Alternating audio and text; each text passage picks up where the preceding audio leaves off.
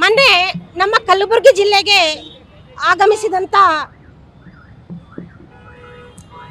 MLCಯ ನಾಯಕರಾಗಿರುವ BJP ನಾಯಕರಾಗಿರುವ N Ravikumar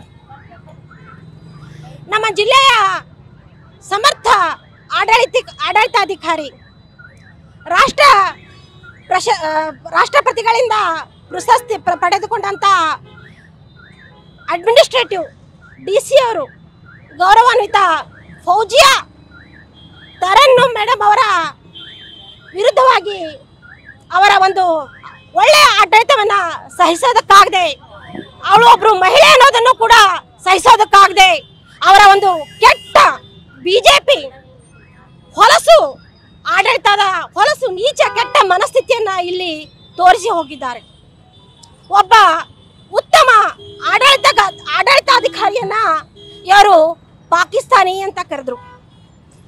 ಇದೇ ಕೆಲವು ದಿನಗಳ ಹಿಂದೆ ನಮ್ಮ ಸೇನೆಯ ಮುಖ್ಯ ಅಧಿಕಾರಿ ಸೋಫಿಯಾ ಖುರೇಸಿ ಮೇಡಮ್ ಅವರನ್ನ ರೀ ಇನ್ಮೇಲೆ ಮನೆ ಕೆಲಸಕ್ಕೆ ಹೆಲ್ಪ್ ಮಾಡ್ಬೇಕು ನೀವು. ಯಾಕೆ ನಿಂಗೆ ಎಲ್ಲರ ಕೆಲಸ ಸಿಗ್ತಾ? ಕೆಲಸನ ನೋವೇ ನಾನೇ ಬಾಸ್ ಆಗ್ತೀನಿ. ಬಾಸ್ ಅದೇಗೆ? ಬಾಸ್ ವಾಲ ಬಿ ದ ಬಾಸ್.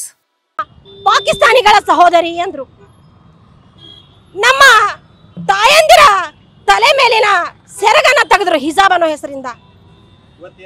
ಇವತ್ತಿನ ದಿನ ನಮ್ಮ DC ಮೇಡಮ್ ಅವರು ಒಳ್ಳೆ ಆಡಳಿತಾಧಿಕಾರಿ, ಇಡೀ ಕರ್ನಾಟಕ ಇಡೀ ಭಾರತ ದೇಶದ ಮೆಚ್ಚುಗೆ ಇವತ್ತು ಅವರನ್ನ ಇಷ್ಟಪಡುತ್ತೆ. ಭಾರತದ ಸರ್ಕಾರ ಅಂದ್ರೆ ಇವತ್ತು ಫೌಜಿಯಾ ತರುಣ್ ಅವರ ಒಂದು ಇದರಲ್ಲಿದೆ ಅಂತ. ಅವರು ಒಬ್ಬ ಸರ್ಕಾರದ ಪ್ರತಿನಿಧಿ, ಅವರು ಕೂಡ ಮತ್ತೆ ಎನ್ ರವಿಕುಮಾರ್ ಅವರು ಕೂಡ ಸರ್ಕಾರದ ಪ್ರತಿನಿಧಿ.